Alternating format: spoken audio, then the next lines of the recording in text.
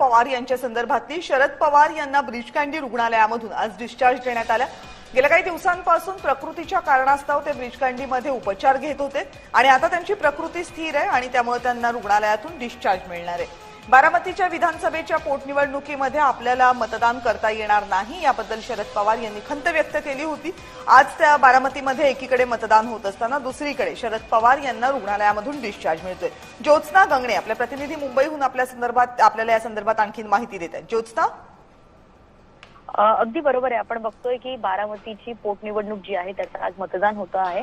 मात्र इतकं मोठं चॅलेंज समोर असताना पवार कुटुंबीय जे आहे ते थोडं चिंतेत पण होतं, कारण शरद पवार जे आहेत त्यांची प्रकृती म्हणजे नियमित चेकअप होतं, पण डॉक्टरांनी त्यांना जे आहे ते रुग्णालयात ऍडमिट होण्याचा सल्ला दिला होता आणि त्याचमुळे शरद पवार जे आहे ते गेल्या 2 दिवसांपासून ब्रीच कँडी रुग्णालयामध्ये ऍडमिट होते।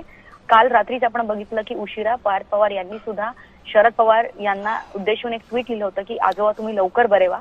आणि आज अख्खं पवार कुटुंबीय जे आहेत युगेंद्र पवार, रोहित पवार, सुप्रिया सुळे, त्याचबरोबर रेवती पवार हे सगळे जे आहेत ते आज बारामती पोटनिवडणुकीसाठी मतदान करण्यासाठी बारामती दाखल झाले होते। पण दुसरीकडे शरद पवार यांची तब्येत बरी नसल्यामुळे शरद पवार जे आहेत ते मुंबईतील ब्रीच कँडी रुग्णालयात दाखल असल्यामुळे जे आहेत आणि डॉक्टरांनी सुद्धा असा त्यांना सल्ला दिला होता, प्रवास न करण्याचा सल्ला दिला होता आणि त्याचमुळे शरद पवार जे आहेत बारामतीच्या निवडणुकीसाठी जे आहेत ते मतदानासाठी पोहोचू शकले नाहीत। मात्र शरद पवार यांची तब्येत जी आहे ती आता रिकव्हर होत आहेत आणि त्यांची तब्येत आता प्रकृती पूर्णपणे स्थिर असल्याचं सुद्धा डॉक्टरांनी सांगितलेलं आहे। त्यामुळे शरद पवार हे आता थोड्याच वेळात त्यांच्या घरी जे आहेत मुंबईच्या सिल्वर ओक या निवासस्थानी पोहोचतील।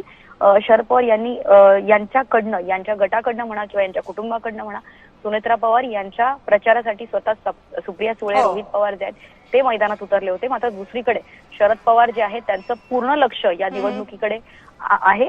पण आता त्यांच्या प्रकृती पाहता डॉक्टरांनी त्यांना प्रवास न करण्याचा सल्ला दिला होता आणि त्याचबरोबर वाढतं ऊन आहे त्याच्यामुळे सुद्धा त्यांना ट्रॅव्हल करण्याचा सल्ला न दिल्यामुळे सध्या शरद पवार मुंबईच्याच घरी असणार आहेत। धन्यवाद या माहितीबद्दल।